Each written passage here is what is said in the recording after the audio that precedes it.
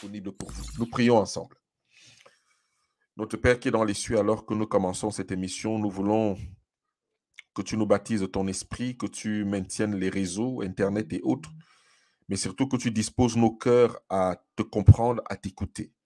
Seigneur, rends-nous humbles et permets que notre sagesse, qui est une folie devant ta révélation, puisse s'aplatir et que nous puissions diminuer et que lui, ton Esprit Saint, puisse croître en nous et que nous soyons des personnes remplies de vérité. Père, nous t'avons prié au nom puissant de Jésus-Christ de Nazareth. Amen. Frères et sœurs, depuis un certain temps, depuis pratiquement 4 lundis, c'est le 5e aujourd'hui, nous avons commencé par parler en thème général des affirmations du Saint-Esprit. Nous avons parlé de ce que Jésus lui-même a dit du Saint-Esprit. Et pour moi, c'était l'émission la plus importante parce que je pensais que, avec la parole de Jésus, ce sera suffisant. Nous avons parlé de ce que Jésus a dit de l'Esprit. Nous avons parlé de ce que l'Esprit a fait pour Jésus. Nous avons vu s'il y avait une contradiction entre ce que la Bible disait et ce que l'Esprit de prophétie enseignait. Aujourd'hui et la semaine dernière, nous avons vu, est-ce que les pionniers combattaient la Trinité ou la troisième personne de la divinité, comme nous avons entendu beaucoup d'amalgames, par exemple, pardon frère, dans le message que je viens d'entendre et que je vous ai fait écouter avec moi. Et c'est pour cela que lorsque je commençais ces études, j'avais mis ces versets pour vous. Où, dans 1 Corinthiens 2, le verset 5, la Bible déclare qu'afin que votre foi fût fondée non sur la sagesse des hommes, mais sur la puissance de Dieu. Non sur la sagesse des hommes, parce que les hommes peuvent nous amener partout. Et nous avons vu que dans Hébreux 1, le verset 1 à 2, Dieu déclare une vérité. Et cela m'a fait peur après avoir étudié ce que Jésus dit de l'Esprit, que les gens m'opposent certains écrits d'Ellen White. Et pourtant, Dieu dit dans Hébreux 1, le verset 1 à 2, ceci.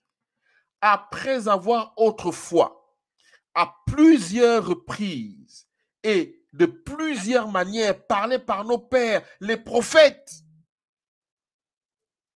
Dieu dit qu'il a parlé de plusieurs manières à plusieurs reprises par nos pères, les prophètes.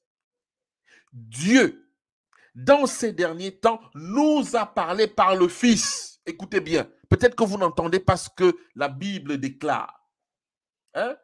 Vous n'entendez peut-être pas ce que la Bible déclare. La Bible dit, Dieu, dans ces derniers temps, nous sommes dans quoi? À la fin des temps. N'est-ce pas mon frère? Nous a parlé par le Fils, qu'il a établi héritier de toutes choses. En d'autres termes, je vous ai dit, mes frères et sœurs, pour ne pas s'égarer, lorsque Jésus dit quelque chose, nous n'avons pas besoin de l'esprit de prophétie pour savoir si c'est vrai ou si c'est faux. Étant donné que la personne qui était utilisée par Dieu elle-même devait grandir dans son message qu'elle a reçu. Dieu dit donc qu'il a parlé par le Fils. Et qu'est-ce que le Fils lui-même nous dit pour que nous ne discutions pas avec ses propos? Jésus dit, celui qui me rejette et qui ne reçoit pas mes paroles à son juge, la parole que j'ai annoncée, c'est elle qui le jugera le dernier jour. Donc Jésus me dit quelque chose et moi je discute avec ça. Incroyable. Et la Bible dit, car je n'ai point parlé de moi-même, c'est Jésus qui le dit, mais le Père qui m'a envoyé m'a prescrit lui-même ce que je dois dire et annoncer. Lorsque Jésus parle du Saint-Esprit, il parle de comment le Père lui a demandé de parler, ce que le Père lui a prescrit de dire. C'est important de le noter. Et il dit au verset 50, et je sais que son commandement est la vie éternelle. C'est pourquoi les choses que je dis, je les dis comme le Père me les a dites. Avant de rentrer dans ce sujet, je voulais mettre ça en évidence, vous dire, voilà les paroles de Jésus. Partout où nous trouvons la parole de Jésus dans la Bible, partout où nous trouvons la parole de Jésus dans la Bible, nous ne devons pas discuter avec. C'est pour ça que la première émission était intitulée « Ce que Jésus a dit du Saint-Esprit ». Je ne sais pas si vous avez regardé cette émission. Mais si vous ne l'avez pas fait, je vous invite à aller regarder cette émission. Elle est encore disponible. Alors aujourd'hui, nous traitons des affirmations sur le Saint-Esprit. La partie 5, la divinité et la personnalité du Saint-Esprit sont-elles bibliques? Et je voudrais que nous examinions ce verset ensemble, d'entrée de jeu. Ce verset, Matthieu 28, le verset 19 à 20. C'est un texte qui nous enseigne un certain nombre de choses que nous ne pouvons pas rejeter. Ayant vu tout à l'heure que Jésus, sa parole n'a pas besoin d'être vérifiée. La Bible nous enseigne en disant que allez donc et enseignez à toutes les nations, les baptisant dans le nom du Père, du Fils et du Saint-Esprit, les enseignant à garder toutes choses que je vous ai prescrites, commandées, et voici, je suis avec vous jusqu'à la fin du monde. Écoutez, mes frères et sœurs, c'est une déclaration extrêmement importante et totalement incontestable parce que nous avons vu avec le pasteur Anani que nous trouvons dans tous les manuscrits ces versets bibliques. Nous les trouvons dans tous les manuscrits. Il est donc écrit que la divinité est composée de 3 personnes. Et qui le dit? Ce n'est pas un apôtre, ce n'est pas un disciple, c'est Jésus qui le dit. Que la divinité est composée de 3 personnes. Le texte dit « et du Saint-Esprit », montrant qu'il est séparé et égal aux 2 autres. Et la vérité, c'est que nous ne baptisons pas au nom des anges, ni les noms des 2 membres de la divinité uniquement, mais au nom de tous les 3. Tous les 3 sont nommés individuellement. Et je dis que cette parole est extrêmement importante. C'est une parole extrêmement importante que nous appelons le grand mandat. Voulez-vous discuter avec la parole de Jésus sur le grand mandat? Voulez-vous discuter avec ceci? Non, mes frères et sœurs, parce que c'est la parole de Jésus. Il nous enseigne que une personne, il est séparé de Christ sur le même statut divin avec le Christ et le Père. Et les chrétiens doivent être baptisés au nom des 3, non juste d'une seule personne, mais au nom des 3. Et la phrase, les baptisant dans le nom du Père. Écoutez bien, virgule, ce qui introduit une autre personne, du Fils et du Saint-Esprit, serait dépourvu de sens si les 3 faits n'étaient pas vrais.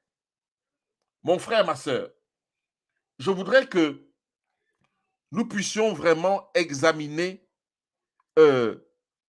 ces choses avec beaucoup d'attention. Et c'est pour ça que notre sœur Ellen White dit ceci. Écoutez bien.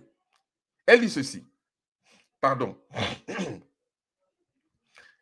L'ennemi des âmes a cherché à introduire la supposition selon laquelle une grande réforme doit avoir lieu parmi les adventistes du 7e jour. Pardon à tous les chrétiens qui ne sont pas adventistes qui sont là.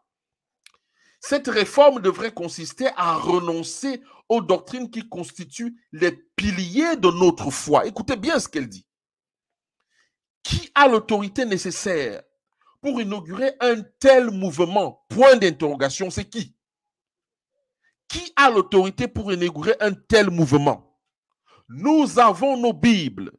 Nous avons notre expérience attestée par l'action miraculeuse du Saint-Esprit. La vérité que nous possédons exclut tout compromis. N'allons-nous pas répudier tout ce qui n'est pas en harmonie avec cette vérité? Point d'interrogation. Nous devons faire très attention lorsque nous engageons dans les révélations de la divinité. Et c'est pour ça que nous voulons donc voir maintenant, est-ce que la divinité et la personnalité du Saint-Esprit, justement, sont bibliques. Premièrement, nous allons voir à peu près 5 occurrences qui vont nous amener à comprendre la divinité et la personnalité du Saint-Esprit si elle existe dans la Bible. D'accord? Et nous allons voir premièrement que le Saint-Esprit, il a des attributs de la divinité. Comment nous le disons? Voici la preuve. Laissez-moi vous enlever ceci. Le Saint-Esprit a les attributs de la divinité. Et les voici. Il est omniscient.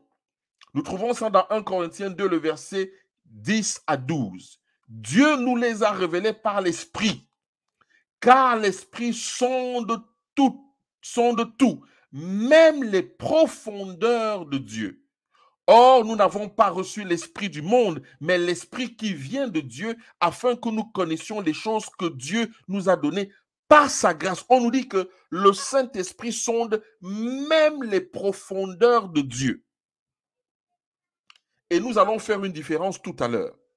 Ça, c'est simplement d'abord pour vous montrer qu'il a des attributs de la divinité. Il est omniscient, le Saint-Esprit. Nous pouvons également dire que le Saint-Esprit est omniprésent.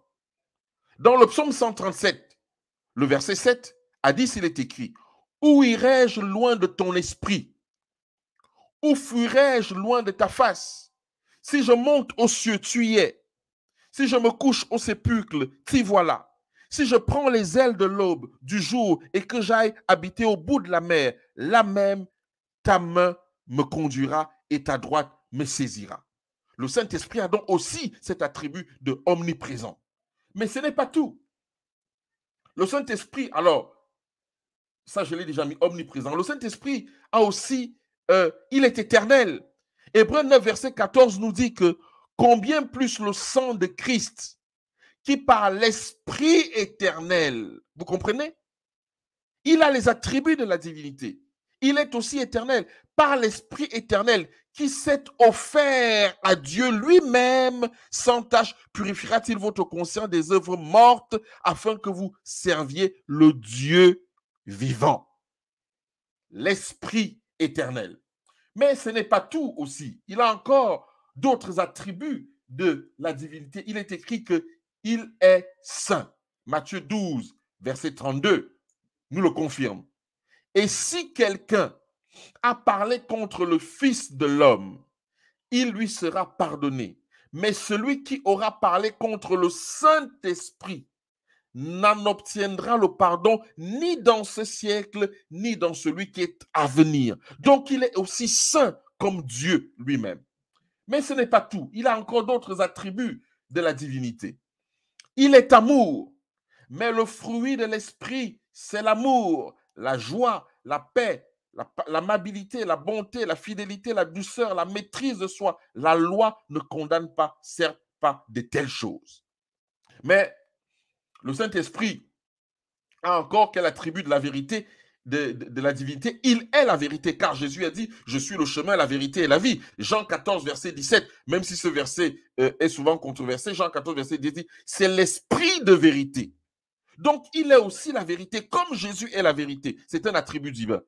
Celui que le monde est incapable de recevoir parce qu'il ne le voit pas et ne le connaît pas, quant à vous, vous le connaissez, car il demeure auprès de vous et il sera en vous. Il a donc les attributs de la divinité. Quel autre attribut de la divinité l'Esprit a? Je l'ai déjà dit, il est la vérité. Voilà quelques attributs que nous pouvons donner à l'Esprit qui démontrent qu'il fait partie de la divinité. Il est vérité, il est amour, il est saint, il est éternel, il est omniprésent, comme je l'ai dit, et il est omniscient. Ce sont les attributs de la divinité uniquement, mais le Saint-Esprit les a tous, versets bibliques à l'appui. Maintenant, nous pouvons voir deuxièmement, la deuxième occurrence. Deuxièmement, il fait les œuvres de la divinité. Quelles sont les œuvres de la divinité que le Saint-Esprit accomplit? Nous sommes ici dans la Bible. Et mes frères et sœurs, j'attends de vous que vous puissiez m'apporter des contradictions bibliques. Nous montrer que nous nous trompons. Nous sommes à la 5e émission pour démontrer que la personnalité et la divinité du Saint-Esprit sont bibliquement prouvées. Donc, Il fait les œuvres de la divinité. Quelles sont ces œuvres? La création. Genèse 1, 2. Or, la terre était informe et vide. Les ténèbres couvraient l'abîme et l'Esprit de Dieu planait au-dessus des eaux. Mais ce n'est pas tout. À la naissance du Christ, il a également participé à la naissance du Christ. La naissance du Christ est l'œuvre de la divinité aussi. Et vous connaissez bien ce verset. Matthieu 1, le verset 20. Comme il y pensait, voici un ange du Seigneur lui apparut en songe et dit, Joseph, fils de David, ne crains pas de prendre avec toi Marie, ta femme, car l'enfant qu'elle a conçu vient du Saint-Esprit. Est-ce que vous comprenez ça, mes frères et sœurs? Et nous avons vu comment la divinité s'est comportée. La puissance du Saint-Esprit est descendue sur Marie. Le Saint-Esprit est descendu sur Marie. La puissance de Dieu couvrait et Jésus était transformé et est parti du ciel comme un Dieu. Et le Saint-Esprit l'a rendu en un embryon pour le mettre dans le corps de la créature. C'est pour ça que vous devez comprendre quand la Bible dit que nous sommes faits à l'image de Dieu. Et c'est aussi pour ça que vous devez comprendre que Dieu ne peut pas se transformer en une colombe, en un animal, pour quelque raison que ce soit, parce que la Bible est formelle. Les seuls qui sont faits à l'image de Dieu, ce sont les hommes. Et donc, voilà pourquoi le Saint-Esprit va opérer par le conseil de la divinité, la réduction de Jésus-Christ en un embryon pour qu'il puisse être placé dans le ventre d'une créature. Donc, le Saint-Esprit a participé à cela. Mais qu'est-ce qui s'est encore passé au niveau des œuvres de la divinité? Les œuvres de la divinité. L'inspiration de la parole de Dieu. 2 Pierre 1, le verset 21 nous dit que « Car ce n'est pas par une volonté d'homme qu'une prophétie ait jamais été apportée, mais c'est poussé par le Saint-Esprit que les hommes ont parlé de la part de Dieu. » Vous comprenez ça? C'est poussé par la parole, qu'est-ce que je dis? Ce n'est pas par une volonté d'homme qu'une prophétie ait jamais été apportée, mais c'est poussé par le Saint-Esprit. Nous sommes en train de voir ici les œuvres de la divinité. Donc, l'inspiration de la parole est poussée par le Saint-Esprit. Et c'est aussi pour ça qu'il est l'esprit de vérité. Parce qu'il est l'auteur de l'écriture de la parole de Dieu. Alors, qu'est-ce qu'il fait encore dans les œuvres de la divinité? Il participe à ce qu'on appelle la nouvelle naissance. Je vous ai dit que nous allons voir la nouvelle naissance. Et vous allez voir que l'Esprit a un grand rôle, le Saint-Esprit a un grand rôle dans la nouvelle naissance. Et c'est pour ça que lorsqu'il y a une fête au ciel, le ciel danse, parce que pour rencontrer une conversion, c'est difficile, même pour la divinité. Et comment nous savons que quelqu'un a été converti? La Bible nous l'enseigne. L'Esprit descend avec des dons pour l'utilité commune. Tu devrais te poser la question, quel est le don que j'ai pour l'utilité commune? Et c'est pour ça que Romains 8 dit ceci. L'Esprit lui-même dit à votre esprit que vous êtes enfant de Dieu, c'est-à-dire que vous êtes convertis, parce que le témoignage des hommes et le témoignage du ciel en font qu'un. Et l'Esprit te donne un don. Un don, tu ne le cherches pas. Il t'apporte ce don. Et il est visible par tout le monde. Et c'est pour l'utilité commune. Tite nous dit donc ceci. Il nous a sauvés, non à cause des œuvres de justice que nous aurions faites, mais selon sa miséricorde, par le baptême de la régénérescence et le renouvellement du Saint-Esprit. Il n'y a pas de nouvelle naissance sans l'œuvre du Saint-Esprit, mesdames et messieurs, frères et sœurs. Nous avons des problèmes dans nos familles, dans nos maisons, partout où nous sommes, parce que nous avons des esprits différents. Et parce que beaucoup d'entre nous n'ont pas connu réellement l'œuvre de l'Esprit.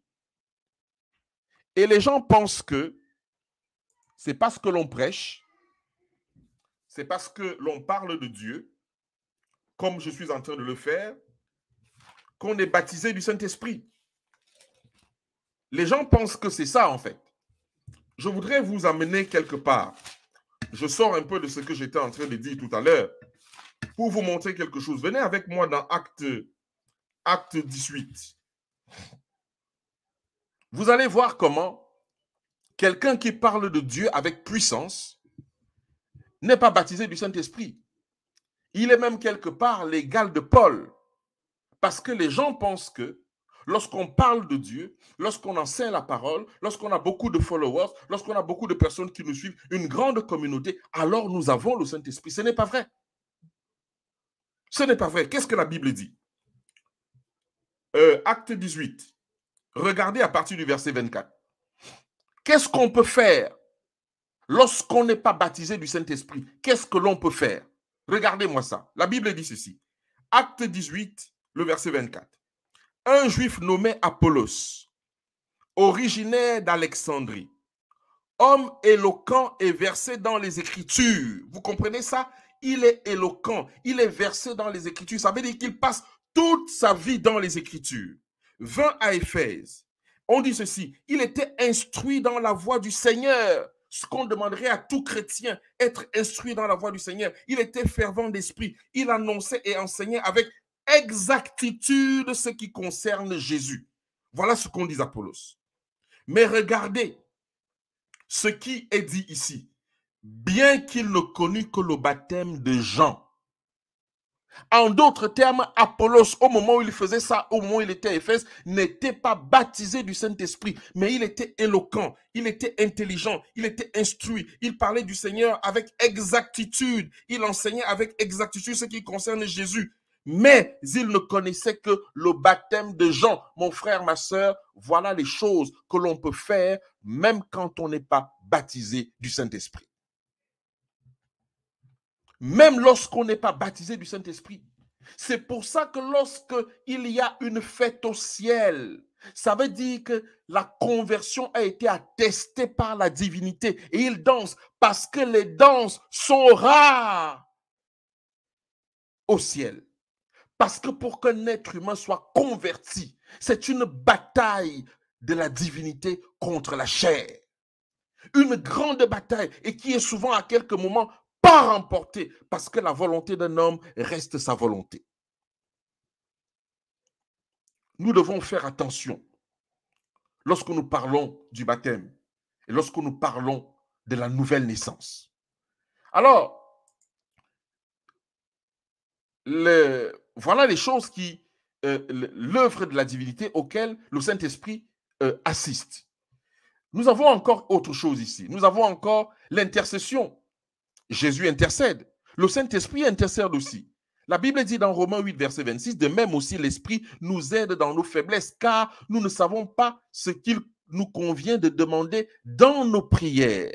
Mais l'Esprit lui-même intercède par des soupirs inexprimables. Et celui qui sonde les cœurs connaît quelle est la pensée de l'Esprit, parce que c'est selon Dieu qu'il intercède en faveur des saints. C'est l'œuvre de la divinité, l'intercession. Et ceux qui connaissent le sanctuaire savent que l'œuvre que Jésus est en train d'accomplir, c'est l'intercession. Parce qu'il faut pardonner, il faut effacer en même temps le péché, là où il est en train d'intercéder pour nous auprès du Père. Donc le Saint-Esprit a également cette prérogative de la divinité. Alors, dans le ministère aussi, écoutez ce qui est dit. Mais vous recevrez une puissance, le Saint-Esprit survenant sur vous, et vous serez mes témoins.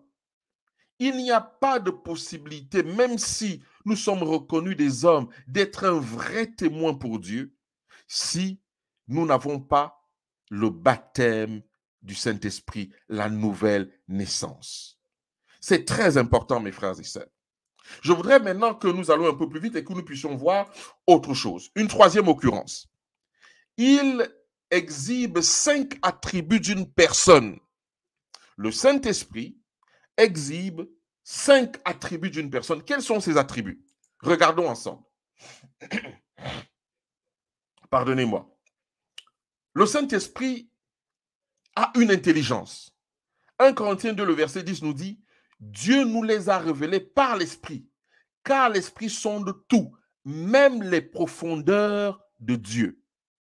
Nous allons revenir dans les prochaines émissions sur l'amalgame que les personnes font entre le Saint-Esprit, l'Esprit de Dieu et l'Esprit de Jésus. Mais nous voulons simplement prouver ce soir que le Saint-Esprit a une intelligence. S'il peut sonder les profondeurs de Dieu, s'il n'est pas de la divinité, comment peut-il le faire? Alors, le Saint-Esprit a aussi, il a une connaissance. Le Saint-Esprit comprend l'Esprit de Dieu. C'est pour ça que j'ai dit que nous allons revenir dessus. 1 Corinthiens 2, le verset 11 le dit. Lequel des hommes, en effet, connaît les choses de l'homme, si ce n'est l'Esprit de l'homme qui est en lui? De même, personne ne connaît les choses de Dieu, si ce n'est l'Esprit de Dieu. Remarquez que le texte ne dit pas l'Esprit de Dieu qui est en lui. Pour l'homme, on dit l'Esprit de l'homme qui est en lui, mais pour Dieu, on ne dit pas l'Esprit de Dieu qui est en lui. Donc, il a une connaissance profonde. Il comprend l'Esprit de Dieu, le Saint-Esprit. Je vais revenir dessus, parce que ce que je viens de dire là cause problème, je le sais. Alors, qu'est-ce que le Saint-Esprit a pour démontrer sa personnalité? Il a une pensée.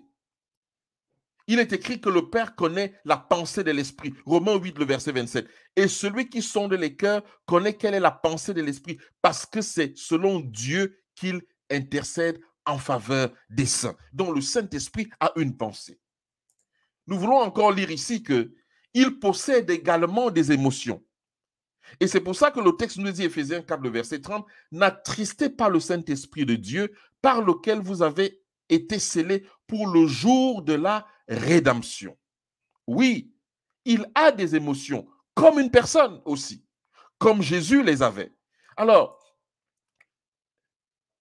nous pouvons également blesser le Saint-Esprit, n'est-ce pas?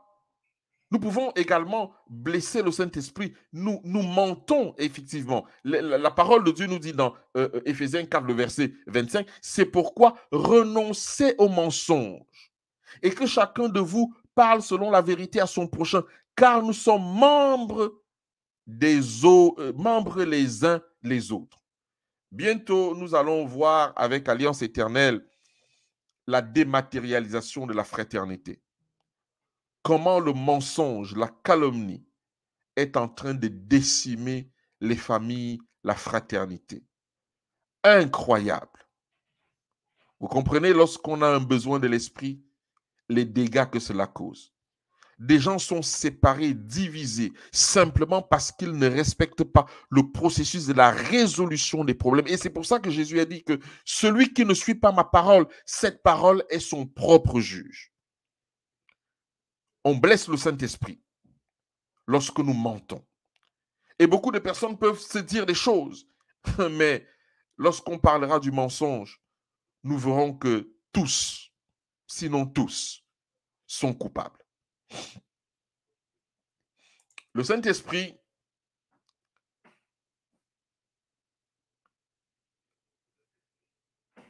nous donne également des conseils ici. Éphésiens 4, verset 26 dit, « Si vous vous mettez en colère, ne péchez point que le soleil ne se couche pas sur votre colère. » Je voudrais aller plus rapidement et je voudrais aller plus rapidement d'Éphésiens 4, verset 28 qui dit que celui qui dérobait ne dérobe plus parce que c'est offenser le Saint-Esprit, mais plutôt qu'il travaille en faisant de ses mains ce qui est bien pour avoir de quoi donner à celui qui est dans le besoin. Ce sont les attributs d'une personne. Alors, nous pouvons également parler également des paroles malveillantes qui blessent le Saint-Esprit. Qu'il ne sorte pas de votre bouche aucune parole mauvaise, mais s'il y a lieu quelques bonnes paroles qui servent à l'édification et communiquent une grâce à ceux qui l'entendent. Nous parlons beaucoup, c'est vrai. Mais la Bible nous enseigne que lorsque nous parlons comme ça, d'ailleurs c'est Jésus qui l'a dit, que nous rendrons compte de toutes les paroles que nous aurons proférées. Et la vérité, c'est que l'homme et la femme qui sont baptisés du Saint-Esprit retiennent leur langue pour ne pas dire n'importe quoi, surtout lorsqu'il leur manque un certain nombre d'éléments. Mais nous y reviendrons. La dernière, Le Saint-Esprit a une volonté aussi, comme la volonté d'une personne. Regardez ce qui est écrit dans Acte 13, le verset 2. Le texte dit, « Pendant qu'ils servaient le Seigneur dans leur ministère et qu'ils jeûnaient, le Saint-Esprit dit. » On ne dit pas ici « Jésus a dit ». On ne dit pas ici « Dieu le Père a dit ». Les apôtres disent « Le Saint-Esprit dit ». Il parle, il a une volonté. Mettez-moi à part Barnabas et Saul pour l'œuvre à laquelle je les ai appelés. Barnabas, Paul et les disciples étaient des gens qui étaient accoutumés à entendre la voix du Saint-Esprit qu'ils ne confondaient pas à la voix de Jésus. Leur expérience spirituelle les avait amenés à faire la distinction de ces êtres-là. Nous allons le voir dans la suite. Maintenant, nous sommes à la 4e occurrence, qui nous dit que il fait 10 choses qu'une personne divine ferait. Il témoigne. Par exemple, la Bible nous dit que il rendra témoignage de moi, Jean 15, le verset 26, quand sera venu le consolateur, que je vous enverrai de la part du Père, l'Esprit de vérité qui vient du Père, rendra témoignage de moi. D'accord? Une personne divine rend témoignage. C'est le rôle du Saint-Esprit de rendre témoignage. Il aide aussi. Il est le consolateur. Jean 14, verset 16. Et moi, je prierai le Père et il vous donnera un autre consolateur afin qu'il demeure éternellement avec vous pour vous aider, pour vous supporter, pour vous accompagner comme moi-même, Jésus, je l'ai fait lorsque j'étais avec vous sur terre. Qu'est-ce qu'il fait d'autre? Il enseigne. Il nous enseigne. Jean 14, verset 26. Mais le consolateur, l'Esprit Saint, que le Père enverra en mon nom, vous enseignera toutes choses et vous rappellera tout ce que je vous ai dit. Il enseigne toutes choses. La Bible précise, il enseigne toutes choses. Quel est cet être qui peut enseigner toutes choses? D'ailleurs, vous devrez vous méfier, mesdames et messieurs, frères et sœurs, des personnes qui parlent de tous les sujets et qui semblent maîtriser tous les sujets. Vous devriez vous méfier d'eux parce que la Bible dit que l'Esprit distribue des dons à chacun d'entre nous. Et vous allez vous rendre compte que la Bible a au moins 66 livres et plusieurs auteurs avec des ressentis différents.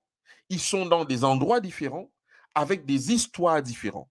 Lorsque vous voyez quelqu'un qui enseigne sur tous les sujets et ne se trompe pas, il y a un problème spirituel avec cette personne. Parce que lorsqu'on fait ça, on ne dépend plus de quelqu'un d'autre, on maîtrise tout, alors nous sommes presque Dieu. Dans les temps dans lesquels nous sommes, nous ne devons pas accepter quelqu'un qui maîtrise tous les sujets et il ne lui manque rien. Les seuls qui ont cette prérogative, c'est la divinité. Et c'est pour ça que la Bible dit que le Saint-Esprit, d'accord, que j'enverrai, le Saint-Esprit que le Père enverra à mon nom, vous enseignera toutes choses. Il n'y a que la divinité qui peut enseigner toutes choses. Même Moïse, qui parlait avec Dieu, ne pouvait pas enseigner toutes choses. Il a reçu le conseil de son beau-père. Et pourtant, il voyait Dieu face à face. Daniel ne pouvait pas enseigner toutes choses. Il recevait la visite des anges. Il les voyait de ses propres yeux. Quels sont ces hommes aujourd'hui qui sont des enseignants de la parole et qui veulent dire qu'ils maîtrisent tous les sujets? Ce n'est pas possible. C'est la prérogative de la divinité d'enseigner toutes choses. Et c'est pour ça que la Bible dit, il en a fait tel des docteurs, des anciens, des pasteurs, des ceci, des cela, pour l'édification de l'Église. Lorsque vous voyez quelqu'un qui enseigne toutes choses, méfiez-vous de cette personne. Qu'est-ce que le Saint-Esprit fait encore? Les œuvres de la divinité, il guide. Il nous guide dans notre recherche de la vérité. Jean 16, verset 13. Quand le consolateur sera venu, l'Esprit de vérité, il vous conduira dans toute la vérité, car il ne parlera pas de lui-même, mais il dira tout ce qu'il aura entendu et il vous annoncera les choses à venir. C'est aussi l'œuvre du Saint-Esprit de guider. Ça fait partie des choses qu'une personne divine peut faire. Qu'est-ce qu'une personne divine peut encore faire que le Saint-Esprit fait? Excusez-moi. Il convainc et interdit. Il convainc le monde de péché, de justice et de jugement. Jean 8, verset 9, Jean 16, verset 8. Et quand il sera venu, il convaincra le monde en ce qui concerne le péché, la justice et le jugement. En ce qui concerne le péché, parce qu'il ne croit pas en moi. Qu'est-ce qu'il fait encore comme une personne divine? Il régénère. Ézéchiel 36, verset 27, titre 3, verset 5. Il nous a aussi sauvés, non à cause des œuvres de justice que nous aurions faites, mais selon sa miséricorde, par le baptême de la régénérescence, de la régénération et le renouvellement du Saint-Esprit. Le Saint-Esprit régénère donc, comme une personne divine. Il intercède, nous avons déjà vu ça, Romains 8, verset 26. De même aussi, l'Esprit nous aide dans notre faiblesse, car nous ne savons pas ce qu'il nous convient de demander dans nos prières, mais l'Esprit lui-même intercède comme une personne divine. Nous l'avons déjà vu. Il commande aussi, acte 8, le verset 39, acte 13, le verset 2, l'Esprit dit à Philippe, avance et approche-toi de ce char. Il commande, il nous donne des directives. Je n'arrive pas à comprendre pourquoi nos frères qui sont passés avant nous avaient été tellement proches de la divinité qu'ils faisaient la différence. Ils avaient l'habitude d'entendre le Saint-Esprit parler, ce qui nous cause problème aujourd'hui. Le Saint-Esprit fait encore quoi comme une personne de la divinité? Il envoie des gens, il donne des ordres, il vous envoie, il commande. Oui, acte 13, verset 4, pendant qu'ils servaient le Seigneur dans leur ministère et qu'ils jeûnaient, le Saint-Esprit dit, il envoie, mettez-moi à part Barnabas et Saul pour l'œuvre à laquelle je les ai appelés. Le texte suivant dit que lorsque Paul et Barnabas partis, ils étaient envoyés par le Saint-Esprit. Pourquoi? Ils ont entendu. Le Saint-Esprit dit, mettez-moi à part Paul et comme une personne divine. Il défend et interdit, acte 16, verset 6 à 9. Ayant été empêchés, écoutez bien, par le Saint-Esprit d'annoncer la parole dans l'Asie. C'est le Saint-Esprit qui défend d'annoncer la parole dans l'Asie. Donc, il a le pouvoir de t'interdire quelque chose, il a le pouvoir de défendre, de faire ceci ou cela. Mesdames et messieurs, frères et sœurs, nous sommes en train d'établir ici la personnalité et la divinité du Saint-Esprit dans la Bible. Et Jésus, nous avons compris que lorsque Jésus dit quelque chose, il n'y a pas moyen de discuter avec. Nous sommes maintenant, et nous arrivons vers la fin de notre présentation de ce soir, à la 5e occurrence. Certaines choses peuvent être faites envers lui, qui ne pourraient pas être faites s'il ne possédait une personnalité. Et quelles sont ces choses? On peut lui obéir. Dans Acte 10, le Seigneur dit à Pierre d'aller chez Corneille, et il a obéi au Saint-Esprit et est parti. Le texte nous dit que l'Esprit lui dit, voici 3 hommes te demandent, lève-toi, descends et pars avec eux sans hésiter, car c'est moi qui les ai envoyés. L'Esprit lui dit que c'est moi. L'Esprit ne lui dit pas que c'est Jésus qui les envoie. L'Esprit lui dit que c'est moi qui les ai envoyés. Et du coup, qu'est-ce qui se passe? Pierre va obéir au Saint-Esprit. On peut obéir au Saint-Esprit. Alors, on peut également lui résister. Étienne l'a dit dans Acte 7, le verset 51. Homme au courroide, incirconcis de cœur et d'oreille, vous vous opposez toujours au Saint-Esprit. Ce que vos pères ont été, vous l'êtes aussi. On peut résister au Saint-Esprit. On peut résister au Saint-Esprit, mesdames et messieurs, frères et sœurs. On peut résister au Saint-Esprit. Qu'est-ce qu'on peut encore faire? On peut être, excusez-moi, on peut également le blesser. Le Saint-Esprit est blessé lorsqu'une personne pêche Éphésiens 4:30, Ésaïe 63, verset 10, qui dit que « Mais ils ont été rebelles, ils ont attristé son Esprit Saint et il est devenu leur ennemi, il a combattu contre eux. » Qu'est-ce qu'on peut encore faire contre le Saint-Esprit? On peut lui mentir. On peut mentir au Saint-Esprit. Parce que c'est une personne, il porte une personnalité, donc on peut lui mentir. Acte 5, verset 3. La Bible déclare, Pierre lui dit, Ananias, pourquoi Satan a-t-il rempli ton cœur au point que tu mentes au Saint-Esprit? C'est écrit, mon frère, ma sœur. Il n'est pas écrit au point où tu mentes à Jésus. Et Jésus lui-même dit, si vous blasphémez contre moi, vous mentez contre moi, vous pouvez être pardonné. Mais si vous blasphémez et mentez, vous au Saint-Esprit, vous ne pouvez pas être pardonné. Donc même Jésus fait la différence. Et Pierre, qui a l'habitude de la divinité désormais, dit, Ananias, pourquoi Satan a-t-il rempli ton cœur au point que tu mentes au Saint-Esprit et que tu aies retenu une partie du prix du champ? Qu'est-ce qu'on peut encore faire au Saint-Esprit? Mon frère, ma soeur, nous arrivons à la fin. Tu vas avoir la parole bientôt. Nous arrivons donc à la sixième occurrence. Il est parfois fait mention de lui dans la forme grammaticale masculine. Nous voyons ça dans Jean 15, le verset 26, dans Jean 16, le verset 13 à 14. Quand le consolateur sera venu, l'esprit de vérité, il vous conduira dans toute la vérité, car il ne parlera pas de lui-même, mais il dira tout ce qu'il aura entendu et vous annoncera les choses à venir. Il me glorifiera parce qu'il prendra de ce qui est à moi et vous l'annoncera. Mon frère, ma sœur, ce soir, nous avons voulu établir, bibliquement parlant, la divinité et la personnalité du Saint-Esprit.